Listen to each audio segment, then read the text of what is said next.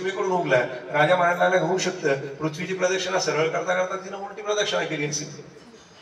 राजाला पर्याय होतेच, राजाला ते पटत नव्हतं. पण मात्र एक जण आला, नेमकं सभा बरखास्त व्हायची त्यावेळेस तो आला नेमका 4 वाजता.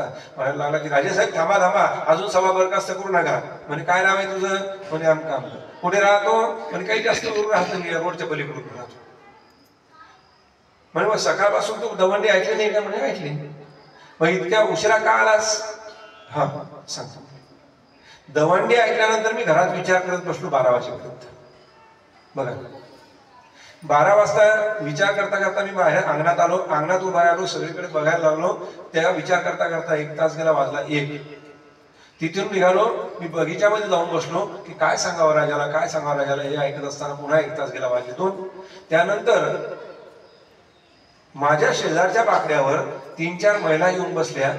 1.5 तास त्या बसलेल्या राहिल्या. शेवटी मी इकडे चालला आलो, आता वाजले 4. बर मग मला खोटं सांगायचं, काय सांगायचं, काय बातमी तुझ्याकडे? म्हणे मी त्या 1.5 तासामध्ये या महिला काय बोलतात हे ऐकण्यासाठी बसलो होतो. पण त्या 1.5 तासामध्ये त्या 4ही बाया एकमेकीशी बोलल्या नाही.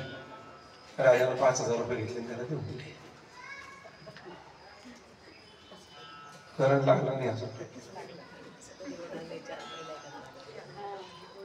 हो 2-4 महिला एकत्र आल्यावर बोलल्या नाही असं कधी होणार? सगळ्यात खोटी बातमी, जगातली सगळ्यात खोटी बातमी ही आहे की त्या बोलल्या नाही. ओळख असो किंवा खरं आहे ना. आमच्या मलकापूरच्या बस स्टँडवर मी पेपर खरेदीसाठी गेलो. पेपर घेतला आणि सहज बघितलं, जळगावकडून येणाऱ्या गाडीतून एक बाई उतरली आणि बुलढाण्याकडे जाणाऱ्या बाकड्यावरती बसली. म्हणजे याचा अर्थ काय? ती जळगावकडून आली, बुलढाण्याला तिला जायचं होतं. दुसरी गाडी आली ती पिंपळगाव देवीकडून, त्यातून एक बाई उतरली आणि खामगावच्या बाकड्यावर बसली. या दोघींचा काही संबंध आहे का? मी बघितलं की ही इकडनं आली, या गाडीतून उतरली, याचा अर्थ हिला ओळखत नाही, हिला ओळखत नाही. पण थोडा वेळ झाला आणि लगेच ती पिंपळगावली होते, तुम्हाला कुठे जायचंय? म्हणजे काही गरज आहे बोलल्याशिवाय राहिली का? महिला एकमेकाशी बोलणार नाही असं कधीच घटना घडणार नाही. सगळ्यात खोटी बातमी ही आहे. म्हणून त्याला 5,000 रुपये बक्षीस मिळाले.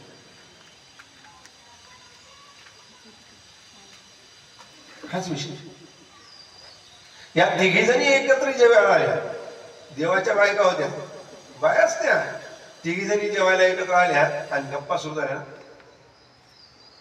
एकमेकीच्या चटण्या वगैरे वाटायला लागल्यात, पापड वाटायला लागले, पापडाची पुढे द्यायला लागले, ठेचा द्यायला लागलेले आहेत. जेवताना एकमेकीच्या भाज्या एकमेकीला द्यायला लागलेत नाही. फोडणी दिलेला भात, मठाची भाजी एकमेकीला द्या वाटायला लागले. मस्त आहे का नाही?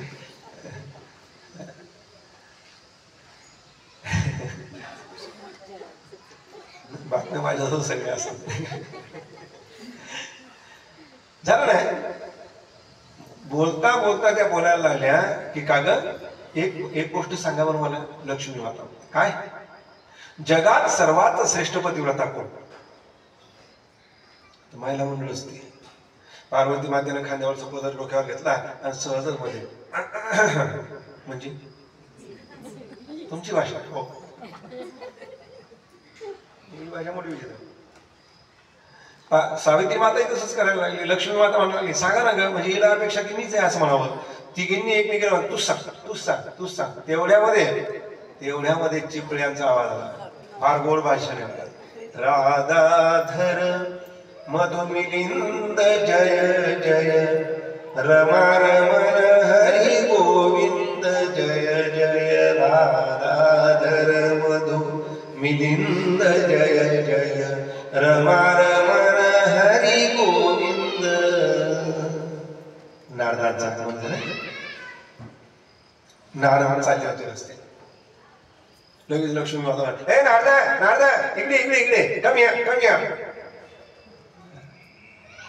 नारदानं पाहिलं तिघी एका ठिकाणी आहे. नारदाचा अँटेना असं लगेच जमलं पाहिजे. आता आपल्याला कळ लावायला झाला सापडले. आले तिन्ही मातेला वंदन केलं. न माता काय म्हणता आई साहेब? नारदा तू त्रैलोक्यामध्ये परिभ्रमंती करतो ना? म्हणे हो. मग आम्हाला एका गोष्टीचं उत्तर दे. काय? त्रैलोक्यात सर्वात श्रेष्ठ पतिव्रता कोण? नारदाने खाली मान घातली. नारदा सांग ना. आई खरं सांगू का खोटं? आणि का बरं? खरं सांगितलं की सख्या आईला राग येतो म्हणली, आणि खोटं बोललं की पाप लागतं. पण तेवढ्यामध्ये बोलली रमा सिद्ध नारदा, सांग गामला ऐकू एकदा. ऐकुनी तदा बोलले मुनी, सिद्ध या जगी अत्री कामिनी. लक्ष्मी माता म्हणायला लागली रमाई की नारदा सांग सांग, माझे कान आतुर झालेले आहेत. सर्वात श्रेष्ठ पतिव्रता कोण आहे? आम्हाला राग येणार नाही, बोल लवकर. ऐकुनी तदा बोलले मुनी, सिद्ध या जगी अत्री कामिनी. अत्री की भार्या असलेली अनुसया सर्वात श्रेष्ठ पतिव्रता आहे.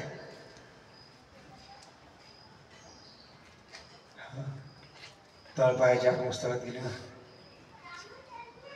अंग थरथरायला लागले, कपाळाच्या नसा तरतळ करायला लागले आहेत.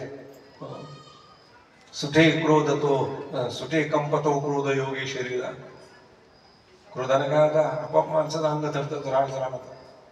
सुठे कंपतो क्रोध योगी शरीरा, मोठी शुळती भालनाची जी शिला. नारदा खरं आहे? होय, मी पहिलेच सांगितलं होतं तुम्हाला. मी जर खरं सांगितलं तुम्हाला राहील. नारदा याच्यावर पर्याय काय? पर्याय आहे ना, तिचं सत्व हरण करून घेऊन या. म्हणे कोण कराल? म्हणे तुमचे हे म्हणजे कोण? पती. पतीला काय म्हणतात? आमचे हे म्हणतात. आमचे हे तुमच्याकडे नाही म्हणत? नाव घेतात का नवऱ्याचं? अरे तुम्ही करतात का? जायरे ये नाही, आहो म्हणतात. पण कोणाला जर म्हणलं की आमचे हे दिसलेत का तुम्हाला, हे नाही म्हणतात की नाही, आमचे हे आलेत का इकडं, हे म्हणजे पती नाही का? साहेब महिला म्हणलं फार हुशार. त्या हे मध्ये रहस्य लपलेलं तुम्हाला माहित नसेल, फार मोठं रहस्य. आमच्या दारावरून एक माणूस बैलगाडी घेऊन चालला होता. मी घरात गेलो, माझ्या बायकोला बोलून पहिली बाहेर गेलो. काय झालं म्हणजे आजपासून माझं नाव नारायण आहे की नाही, नारायण नाव आहे माझं. म्हटलं तू नार्या म्हणायचं आहे, पण हे नको म्हणून. पण का बरं? एवढ्यात त्यानं त्या बैला काळी मारली. काय म्हटलं? आमचे हे महिला मंडळ केव्हाच माणसाला बैल करून टाकतो महाराज. विनोदाचा भागवाचा करा. ज्या गोष्टी मी सांगणार ती यायच्या आत सांगतो सगळ्या, काही टेन्शन घेऊ नका. बघा ना, तुमचे पती आहेत ना, त्यांना पाठवा सत्व हरण करण्यासाठी. पार्वती माता उठली आपल्या घरात चालली गेली, लक्ष्मी माता घरी चालली गेली, सावित्री माता घरी चालली गेली. महादेवाला भूक लागली होती, दुपारची वेळ माध्यानाची वेळ. महादेव घरी आले. महादेव घरी आले, पायऱ्या चढल्याबरोबर पाहतात तर सगळ्या घरामध्ये सज्जावरचं सामान काढून टाकलेलं होतं. पार्वती माता स्टूलवर उभी होती. धरकी फेक नेमकी कळशी हातात होती. महादेव आल्यावर अरे हे काय चाललं? फेकली कळशी महादेवाच्या अंगावर. बरं झालं झेलली ते. काय करतेस? आपली काही ट्रान्सफर झाली का, बदली झाली का पुढे? पहिले खाली उतरा. महादेवाला धमकी, हो पहिले खाली उतरा, घरात यायचं नाही. महादेव कना खाली उतरले, पायऱ्या उतरून खाली गेले. तर मी इथे एक प्रश्न विचारत असतो, महादेव देवाचा देव आहे का कोण आहे? मग महादेव देवाचं देव असून सुद्धा बायकोचं ऐकत होते. मग आम्ही ऐकलं की या म्हाताऱ्या लोकांची पोटं काऊन दुखतात? ज्ञानोबा मी तुमच्याकडून आहे, काय काळजी करू नका.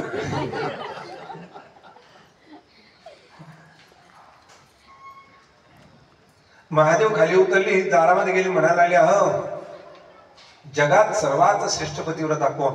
म्हणे तूच. म्हणे चोपडे धंदे लावले अगं तूच आहेस. मग ती अनुसया मृत्यू लोकातली ती जगातली आहे काय? जगातलीच आहे. तिचं सत्व हरण करून आल्याशिवाय तुम्ही घरात यायचं? महादेव म्हणायला आले नवरा बायकोचं भांडण किती वेळ असतं? किती वेळ असतं नवरा बायकोचं भांडण? हे का नाही असतं म्हणजे तुमचं आहे ना. कळलं कळलं. मी सांगू माझ्या भाषेत, सकाळचं भांडण दुपारी मिटलं पाहिजे, दुपारचं भांडण संध्याकाळी मिटलं पाहिजे, संध्याकाळचं भांडण रात्री मिटलं पाहिजे, रात्रीचं भांडण सकाळी मिटलं पाहिजे. नवरा बायकोचं भांडण कोर्टात नाही गेलं पाहिजे. 498. नवरा बायकोचं भांडण थोड्या वेळ असतं ते प्रेमाचं असतं, ज्याला तात्विक मान म्हणतात. खरं आहे ना, दुसऱ्यांच्या घरातून आलेली मुलगी आपल्यासोबत तत्वतेचं जुळत असाय का? विचाराची समांतर आहे का? पाची बोटं सारखे नाही राहत आपले स्वतःचे विचार, सगळ्यांचे सारखे असतात असं नाही. ते जमवून घ्यावं लागतं.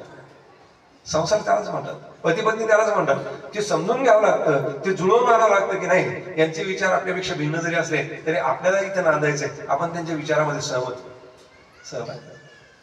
पतीने समजून घ्यावं की आपलं कुठेतरी चुकतंय, पत्नीने हे बरोबर सांगितलं, तिचे विचार योग्य आहेत, आपण त्यामध्ये सहभागी व्हायचे.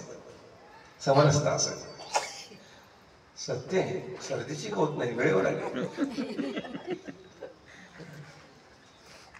बघा महादेव म्हणायला पती पत्नीचं भांडण काय? आता ही सकाळी संतापलेली, आपण काय करू, दुपारचं जेवण जे आहे का नाही ते वैकुंठामध्ये घेऊन संध्याकाळी घरी येऊ. तोपर्यंत हिचा पारा ते तुम्ही म्हणा.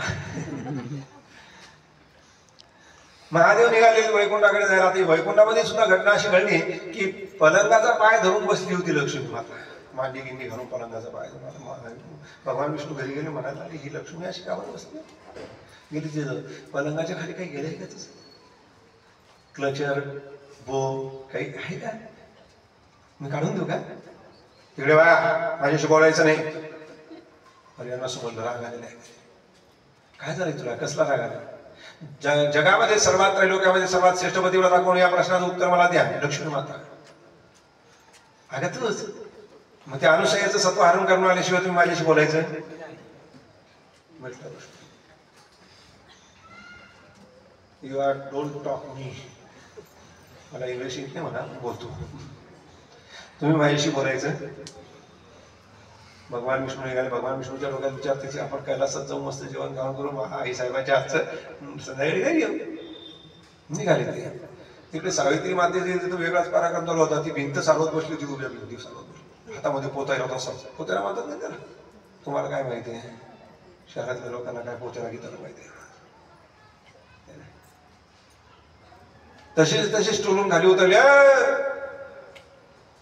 तिकडे मागेच मागेच, घरात नाही यायचं. म्हणजे का बरं?